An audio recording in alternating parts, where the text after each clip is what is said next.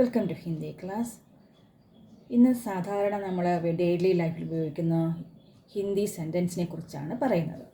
നോക്കാം. എനിക്ക് പോകേണ്ടതുണ്ട്. ഇതെങ്ങനെ നമ്മൾ ഹിന്ദിയിലോട്ട് ട്രാൻസ്ലേറ്റ് ചെയ്യും? എനിക്ക് പോകേണ്ടതുണ്ട്. എനിക്ക് എന്നുള്ളതിന് നമുക്കറിയാം മുച്ചേ മുച്ചേ ജാനാ ഹേ. മുച്ചേ ജാനാ ഹേ.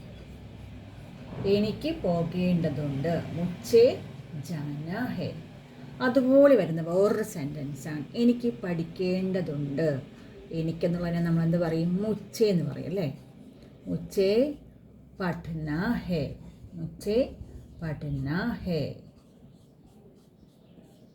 നെക്സ്റ്റ് സെൻറ്റൻസ് നോക്കിക്കോളൂ. എനിക്ക് ഓഫീസിൽ പോകേണ്ടതുണ്ട്. എനിക്ക് നമുക്കറിയാം അല്ലേ, മുച്ചേ എന്നറിയാം അല്ലേ. മുച്ചേ ഓഫീസിൽ നമുക്ക് ദഫ്തർ എന്ന് എഴുതാം. കാര്യാലയം എന്നും പറയും. ദഫ്തർ ജാനാ ഹേ. ജാനാ ഹേ. അടുത്ത സെൻറ്റൻസ് നോക്കിക്കോളൂ. അവന് ഹോസ്പിറ്റൽ പോകേണ്ടതുണ്ട്. അവന് എന്നുള്ളതിന് നമ്മൾ പറയും ഉസ്കോ.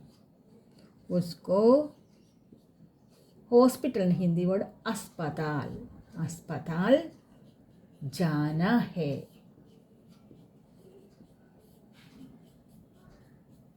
നമുക്ക് അവിടെ വരേണ്ടതുണ്ട്. അങ്ങനെ പറയും. നമുക്കെന്നുള്ള ഹമീം. ഹമീം വഹാം.